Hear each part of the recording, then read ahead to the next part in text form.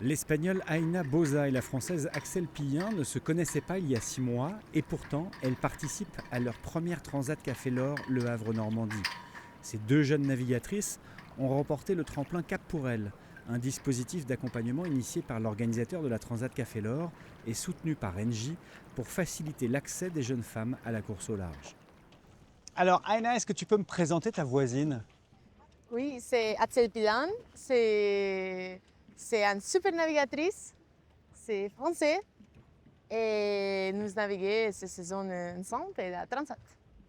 Axel, est-ce que tu peux faire le même exercice et me présenter ta coéquipière ? C'est Aina Boza qui vient d'Espagne. Elle a grandi aux Baléares. Elle est venue en France pour la Mini Transat, donc elle a beaucoup navigué et elle m'a invitée à faire du bateau avec elle, du classe 40 sur la Transat Café L'Or. Alors raconte-moi, Aina, tu as candidaté à ce concours, on peut appeler ça un concours, Cap pour elle.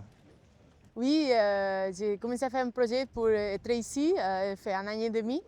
Et ouais, maintenant nous sommes ici et c'est pour le projet Cap pour elle que nous sommes là. J'ai candidaté et comme ça, il m'a aidé à démarrer un projet et aussi avec Axel, nous avons bien travaillé pour être ici. Quelle était ton expérience de la voile, de la course au large, avant de candidater ?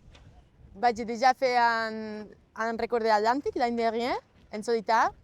Et après, j'ai fait avec un Mini 650 et j'ai voulu naviguer avec des bateaux plus grands. Et j'ai déjà navigué en classe 40, j'ai travaillé sur un équipage aussi, mais je voulais être dans la part navigation plus.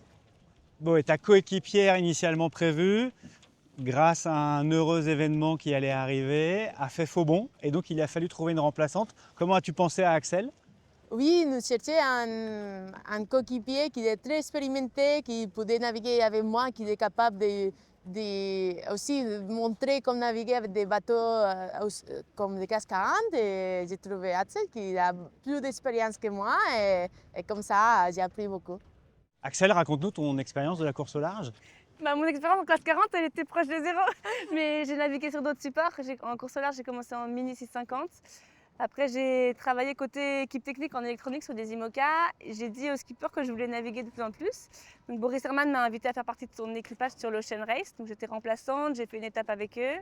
Ensuite, c'est Thibaut Vauchel qui m'a invité à naviguer en Ocean 50. Et maintenant, c'est Aina qui m'a proposé de naviguer en classe 40. Donc voilà.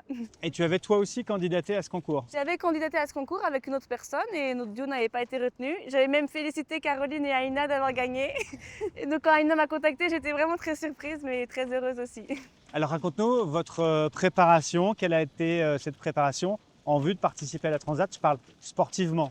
Sportivement, on a mis à l'eau le bateau à la mi-mai à peu près.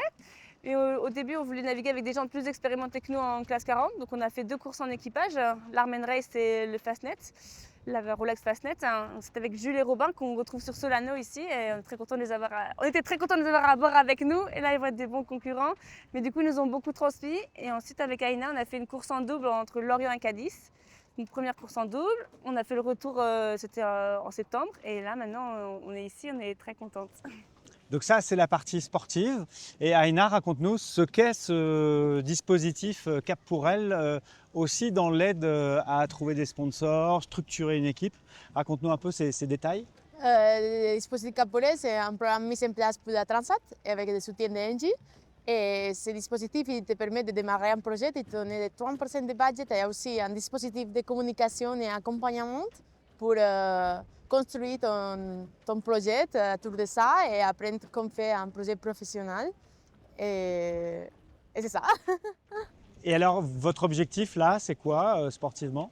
Sportivement, c'est de bien naviguer, de faire des belles choses, de montrer ce qu'on a appris. Et après, c'est de prendre du plaisir sur l'eau avant tout. Prendre du plaisir et bien naviguer. Voilà. La Transat Café L'Or, pour vous, qu'est-ce que ça représentait avant d'imaginer y participer ? Avant d'imaginer participer. Voilà, déjà, il y a eu une étape dans le fait d'imaginer et participer. C'était vraiment de l'ordre de l'imagination pour moi. Après, ça s'est un peu concrétisé quand j'ai commencé à travailler pour des équipes qui participaient à cette course. Donc, je suis déjà venue 2 fois sur le village, ça c'est ma 3e fois. Et me dire que maintenant, je suis du côté navigant et que je vais prendre le départ, je suis très heureuse. Aina, qu'est-ce que c'était pour toi la route du café ? Oui, pour moi aussi, j'ai fait des rééditions dans les équipes techniques d'un équipage. Et comme ça, j'ai vu les skippers qu'ils préparent, que je voulais être là. Et comme ça, c'est un réussi d'être là de ce côté navigation. Quelle serait pour vous la course idéale? La course idéale, avec Aïna, on s'était dit, le temps qu'on a eu la semaine dernière, sortie de Manche avec un petit vent de nord-est et on met le speed directement et on part à Martinique. C'est un petit peu différent le scénario, mais ça va être sympa. En vrai, on est prête pour tous les scénarios. On est contente par tout ce qu'on nous promet. Nous avons un super bateau et je crois que c'est génial pour tous les scénarios. Eh bien, bonne course. Et bien, merci beaucoup et merci aussi à tous ceux qui nous ont permis d'être ici sur la ligne de départ. Merci. Merci Avec beaucoup. plaisir.